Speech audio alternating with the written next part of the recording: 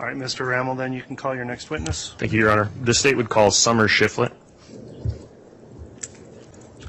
All right, before we get started then, I'll note that the court has previously designated this particular witness as a representative under Idaho's victims laws, so the exclusionary rule would not apply as to this witness, whether or not she's watched any trial testimony. So I'll just advise you then, Ms. Shiflett, when you're being questioned, please use verbal responses so we get your answers on the record. Please avoid talking at the same time as anyone asking you a question. Wait for their question to be complete. That way we'll also keep the record clear, and with those ground rules in mind, then, Mr. Rammel, you can go ahead and inquire on your direct examination. Thank you, Your Honor. Good morning, Ms. Shiflett. Good morning. Can I please have you state your full name and spell your last name for the record? Summer Shiflett, S-H-I-F-L-E-T. Ms. Shiflett, how do you know the defendant in this case? She's my sister. Lori Vallow Daybell. You're fine. She's my sister. And is she your older sister? Yes. And this is obvious without asking, Ms. Shiflett, but can I have you clarify for the record how that makes you related to J.J. Vallow and Tylee Ryan? Tylee and J.J. were my niece and nephew. And did you... I'm sorry to interrupt too, Ms. Shiflett. If you don't mind, if you can kind of lean forward right to the microphone and talk into it, we'll make sure to pick up the recording. Okay. Thank you. And did you play an active role in your niece and nephew's life? Yes. When were you first made aware that your niece and nephew were missing? I think through the media, but probably December of 2019. And at that time, December of 2019, were you in contact with your sister? No. Were you aware of where she was located at that time? No. Ms. Shiflett, have you had a close relationship with your sister? Yes.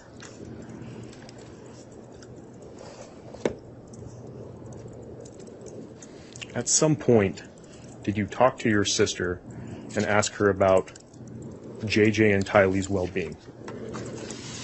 Yes. I think our first contact was in February of 2019 after she had been arrested. And what did she tell you about JJ and Tylee? I don't remember the exact wording, but she basically told me that she was aware of where they were and that they were safe. Ms. Shiflett, fair to say that you trusted what she told you? Yes. You believed your sister when she stated to you that JJ and Tylee were safe? Yes. I'm going to draw your attention to early June of 2020, when JJ and Tylee's bodies were found. You testified that you trusted your sister. After the discovery of JJ and Tylee, did that change? Yes. Why? I felt lied to, and my trust in my sister was broken. Ms. Shiflett, a recording of a video visit between yourself and Ms. Vallow Daybell has previously been admitted in this case. Do you recall the date of that specific video call? I believe it was on June 24th. I had received a request for me to call her. And just for clarification of the record, do you recall the year? 2020. Your Honor, can I be handed what has previously been admitted as State's Exhibit 34A? Yes.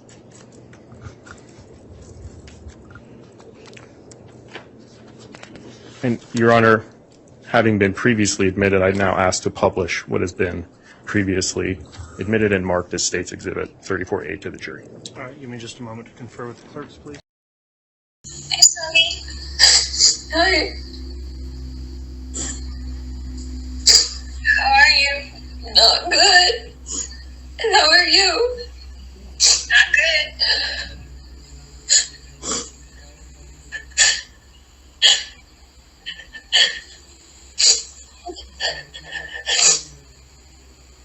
I don't know what to say. Do you not want to talk? I'm willing to listen if you want to talk to me. I just don't know what to say.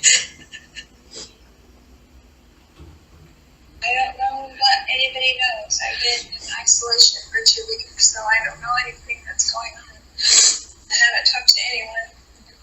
Well, they know that they found Tylee buried in a pet cemetery and JJ buried on Chad's backyard. And we don't understand how that happened or why. Can you tell us?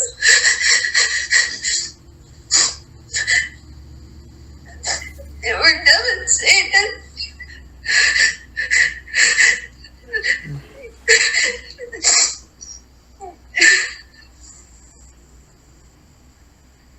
Did you know they were there?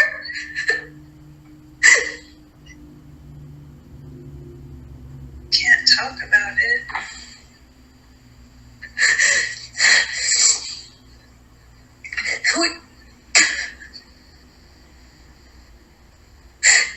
I don't know what to say, Lori. I mean, you know how much I love you and Alex. It's sick to my stomach. I didn't think anything, you would ever let anything happen to the kids and just let them be thrown away like garbage.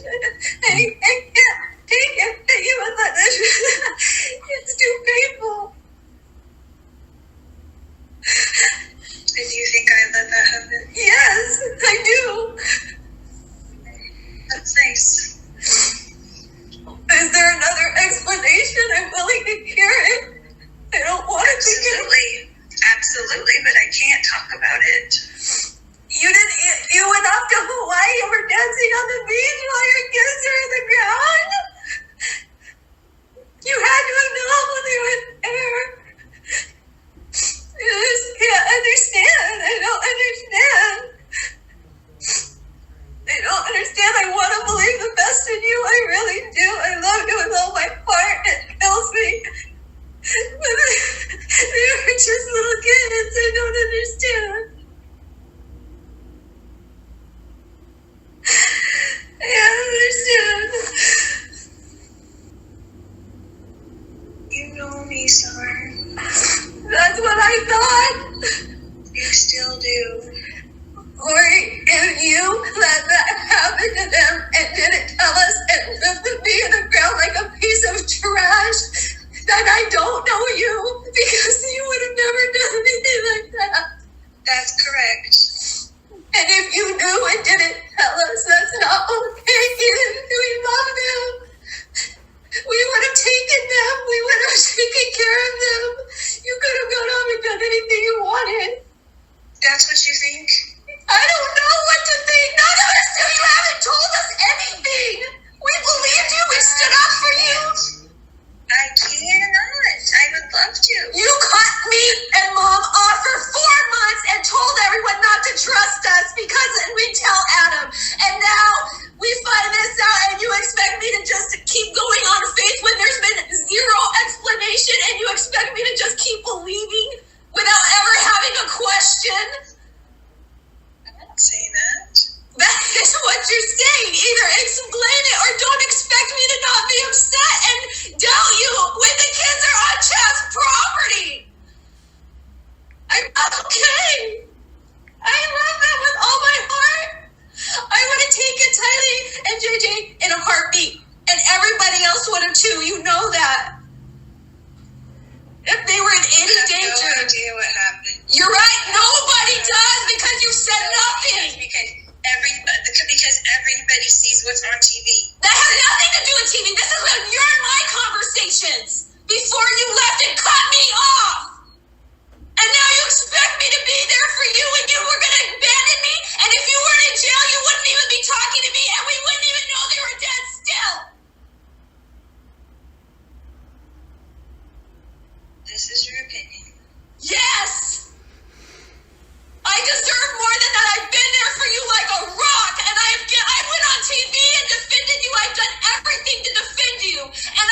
would right now if you would tell me the truth. I would love to. Well then, love to. You didn't want to in October, November, December, January, or February when you weren't in jail. Why didn't you tell us then?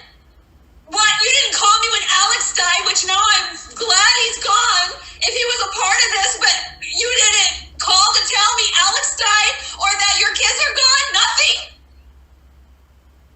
You don't think that's going to cause pain throughout our entire family? That's never my intent. Well, you don't think I'm in pain? No, I don't. I think you were dancing on the beach having a great time. Getting married. And you took pictures to prove your kids don't deserve a burial, but you need to get wedding pictures? You don't think that's upsetting? Nobody knows. I'm sorry, honey.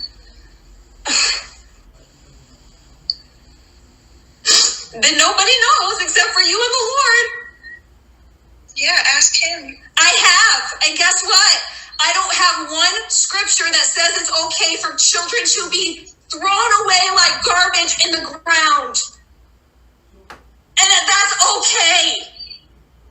There is nothing in the scriptures that is godly about hurting a child. Nothing. And they deserve a proper burial with family that lost them at the least. I can't support that. That's hurtful to everyone. That's the most selfish, incredibly selfish thing I can think of. I can't think of anything worse. I don't understand. I don't understand. This is not my Vallow that I've known and loved. I've never even seen you be upset with your kids. I went to bat for you and said that to everyone. I never have been upset with them. I never have been. How can you just go on without them, without any upsetness, and without telling us anything, and then expect us to understand? Nobody knows in the world. Nobody in the world knows what I've been through. And I don't expect you to. All you've seen is what's on TV. No, that's not what he says. And all the influences of all the people around.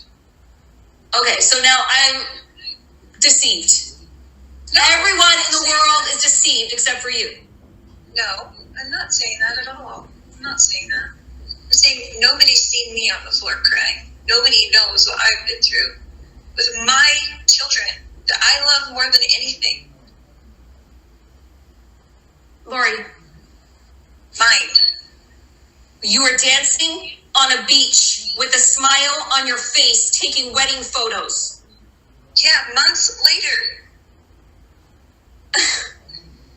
You don't trying to go on with life, trying to be happy, trying to find some kind of happiness. You think I want to be alone? Do you think that your mother and your sister and your son don't deserve to know that the children are gone?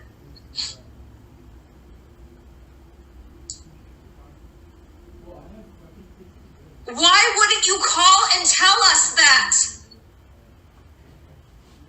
Why were we cut off? You saying you want to go on and be happy? You're just going to be happy without your family and your life until you're stuck in jail and I'm the only one stupid enough to be your friend when I've been your best supporter, Lori. I've loved you my whole life. I still do. I can't bear to think of anything bad about you. It hurts me. I don't want to see you in jail. I don't want you to be there. I don't want people to misunderstand. If you would tell me the truth, I would stand up for you for the rest of time. You know that I would. I know you would. But there is nothing okay about this. Nothing. I know.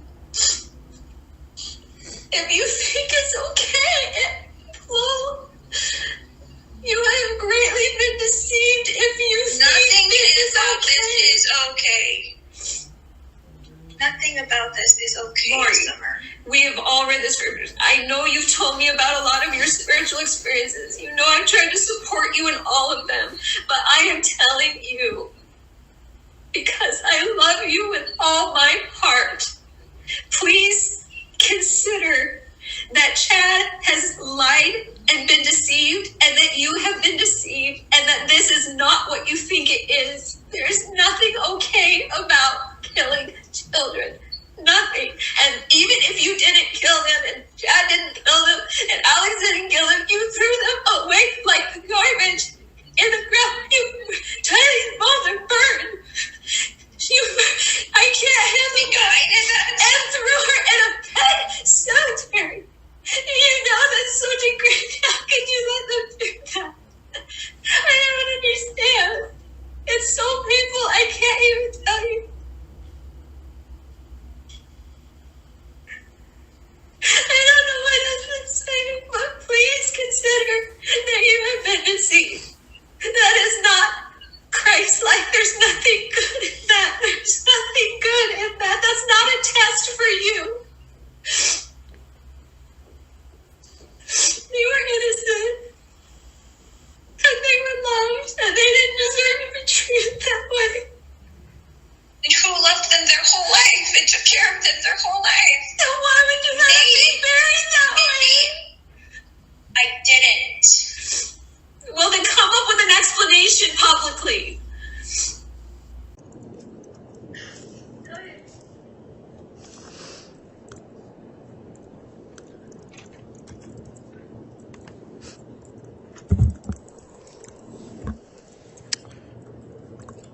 Your Honor, that's all I have for this witness. Thank you.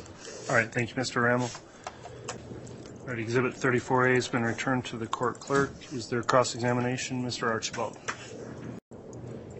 I'm sorry you had to relive that. Thank you.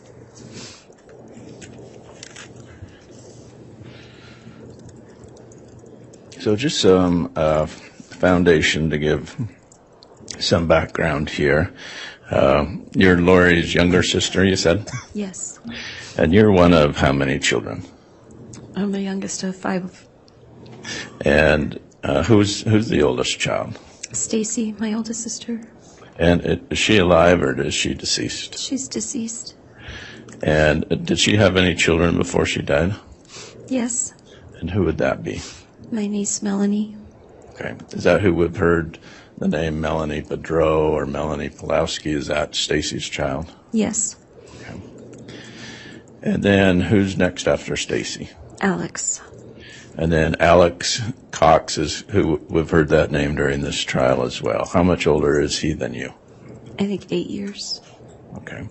And then who's next after Alex? Adam. And Adam Cox, where does he live now? St. George, Utah. Okay. And then, and he was a friend of Charles Vallow? Yes. Okay. And then who's next after Adam? Well, my parents had a child that died. Her name was Laura Lee. We called her Lolly. But she died before I was born. Okay. How old was she when she died? 6 weeks. Okay. And then after her, who was next? Lori. And so Lori is how much older than you? 2 years. And so you and Lori grew up together? Yes. And you grew up together where? In Rialto, California. And how old were you when you moved away from California? I'm sorry, I didn't catch that. How old were you, or how long did you live in California? I think until I was about 17 or 18. Okay. So you and Lori would have been adults by the time that you moved away from California? Yes. So would you how would you describe your relationship with Lori growing up? I feel like we had a close relationship. We had a lot of similar interests and friends in common, and we did a lot of activities together. Okay. Go to schools together? Yes. Go to church together? Yes. How would you describe your family life? I think we had a good family. I mean, we had problems, but we also had a lot of fun. Okay. And do you remember when Lori, her first marriage? Yes. Do you remember how old she was? It was right out of high school, so I think 18. So she was 18 and you were 16 when that happened. Yeah. And did that marriage last long? No. Do you remember her second marriage? Yes. And who was that to? William LaJoya. And is that the father of Colby, who we met here last week? Yes. Okay. And did that marriage last long? Longer than the first, but not that long. Okay. And then did Lori get married again? Yes. And who was her third husband? Joseph Ryan. And is Joseph Ryan the father of Tylee Ryan? Yes. And during this time of these relationships that Lori was having, did you stay close with Lori? Off and on When did you get married? in 2000. And so did you have your own life that you were trying to live as well? Yes. And did you try to maintain good contact with Lori? Yes, but we lived in 2 different states, so it was more challenging. Okay. And you have children of your own? Yes. And how many children do you have? 3. Okay. And do you recall when Lori separated from Joe Ryan? Yes. And did Lori protect Colby and Tylee from Joe Ryan? Yes. All right. And so when you talk on this phone call with your sister Lori, that you would have never done anything to harm your children. Is that the way you felt? Yes. Okay. And that's because of seeing her raise Colby and Tylee and JJ. Yes. Did you also get to know Charles Vallow? Yes. And how did, if you can briefly tell us about the relationship between Charles and Lori? I think they had a great relationship in the beginning, and they seemed very compatible, and they seemed very happy. And they adopted JJ? Yes. And were you involved in your sister's life when that happened? Yes. Were you involved in your sister's life when Lori and Charles separated? Yes. Were you aware that Charles had filed for divorce? I'm not sure if I knew that until it came out in the media, because I don't think she was ever served. Okay. And then they, as far as you knew, they had reconciled. Yes. Okay. So, were you a part of Lori's life when Charles and JJ moved to Texas? Yes. Not as close, but yes. Okay. Were you a part of Lori's life when the whole family had moved to Hawaii? Yes. Now, was Hawaii a destination that your family had gone to as well when you were a child? I had been there one time as a child, and then I didn't go back again until I was a married adult. Okay. Oh, I'm sorry. I did go back one time before I got married, so I had 2 trips before I got married. Okay. And so, was that a place that your father and mother had taken you and the family? Yes. All right.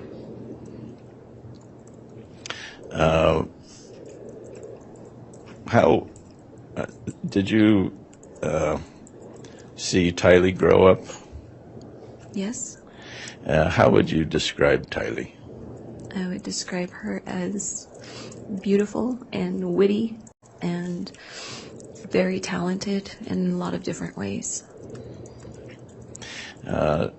Did she have health issues in her life? Yes. Do you remember what those were? She had pancreatitis several times. And do you know what that is? It's a swelling of your pancreas. Was that something that required hospitalization? Yes. Okay. And were you able to see Tylee and Lori together? Yes.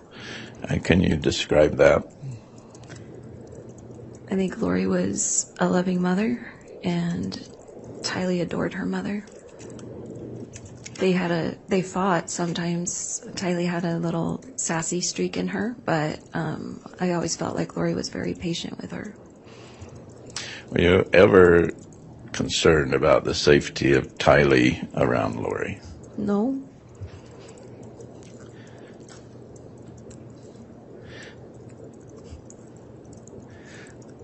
Would you ever imagine your sister wanting to kill her kids?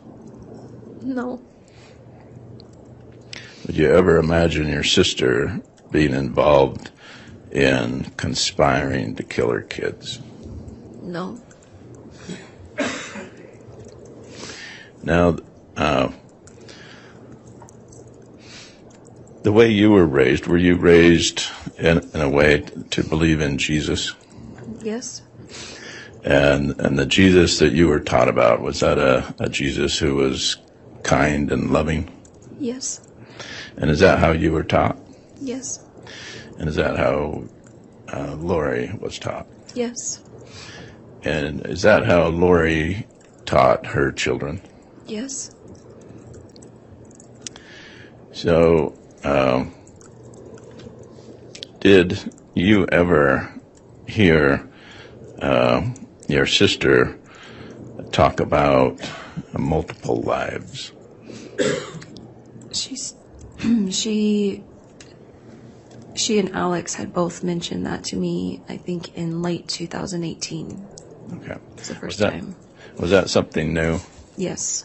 Was that something that you had been taught as children? No. Did you ask Lori where this new belief was coming from? I don't know if I asked her that directly. Did she talk about multiple creations? Yes. Being reincarnated as different people over the eons of time. Is that what she was telling you? Not with the word reincarnated, but yes. Okay. So they weren't using the word reincarnated, but multiple probations, multiple creations. Correct. And is that something new that you had heard? It was new to me. Had you ever heard Lori talk about being someone in another life prior to late 2018? No. At this time in late 2018 or early 2019, did she tell you that she had been someone else in another life? Prior to 2018? Prior to 2018. No. In late 2018 or 2019, did she tell you that? Yes. Did she tell you about her previous lives? Yes. Did any of that make sense to you? Not really. Did you believe it? I tried to. I wanted to believe her, but it didn't make sense. Did she tell you in late 2018, 2019 about zombies? Your Honor, at this point, I'm going to object to hearsay. Ms. Vallow is not a party opponent as to the defense. The exception does not apply.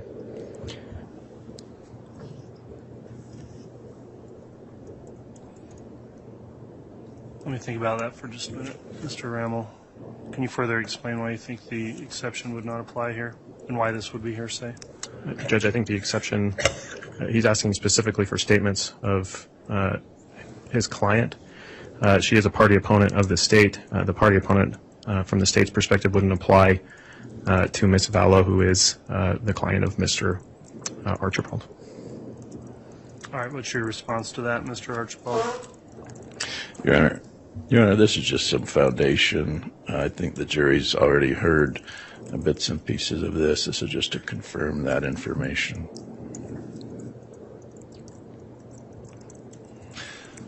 It's been admitted in this state's case in chief, and I do find that it's relevant and would not be hearsay. So I'll overrule the objection and allow the witness to answer that last question, which was, and I'll just cite, did she tell you in late 2018, 2019 about zombies was the question. So you can answer. I don't recall her ever telling me about zombies, that word. I don't remember her ever using that terminology. Okay. Did she talk to you about her ability to cast out evil spirits? I believe so. Did she tell you about light and dark scales? Yes. And is that something that you had heard before that time period? Never. Did she tell you that she was a goddess? I don't recall if she used that terminology. Did she tell you that she was a leader of the 144,000? No. Did she tell you that there was a new church called the Church of the Firstborn? I don't recall her ever telling me that specifically. Okay. Were you concerned about your sister with her new beliefs? I don't know that I was concerned about safety of anybody. I just was concerned. I mean, of course I care about my sister, but I didn't really know what to think about it. Okay. So I don't know if concerned is the right word. Okay, fair enough. How was your relationship with Alex? I was close with Alex. Now, can you tell the jury what he was like? Well, he was my big brother, and sometimes he was hilarious and fun, and sometimes he was kind of crude or obnoxious in a way. But most of the time, we got along really well, and he was at my house most weekends playing games with my kids. And did he have children of his own? No.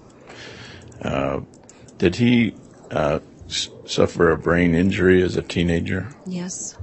And what was that, from a car accident? Yes. And did that brain injury in that car accident, did that affect him? I believe it did. Was he different after that car accident than he was before? He seemed almost stuck in making like teenage decisions. He got in his car accident at 16, and he kind of made decisions like a 16-year-old most of his life. So he was, that's what you observed, is that he was stuck as a teenager. In his decision making, yes. Okay.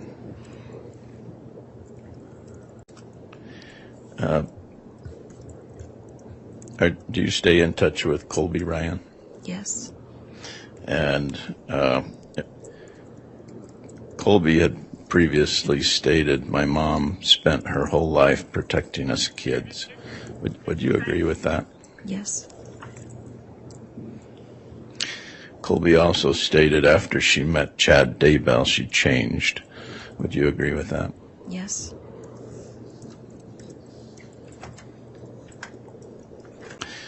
Thank you for your testimony.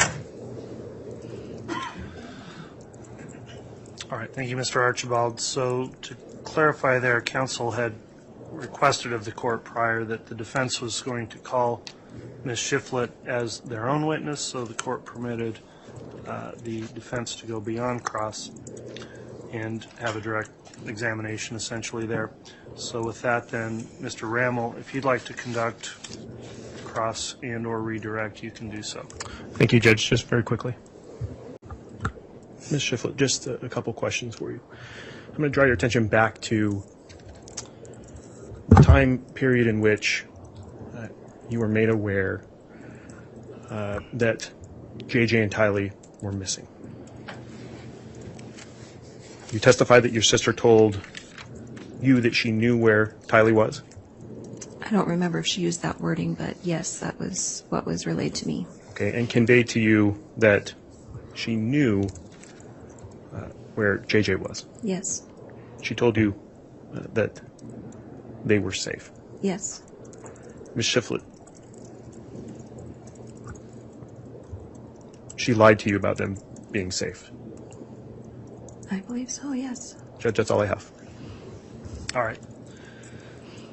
That will conclude then the testimony of Ms. Shiflett. Is she allowed to be excused from any subpoena she's under at this time? Your Honor, that would be the state's request. All right, does the defense have any reason to not have her released from the subpoena? No, Your Honor, no objection. All right, thank you, Mr. Archibald. Ms. Shiflett, then you can go ahead and be escorted out of the courtroom by the bailiff. Thank you for your testimony.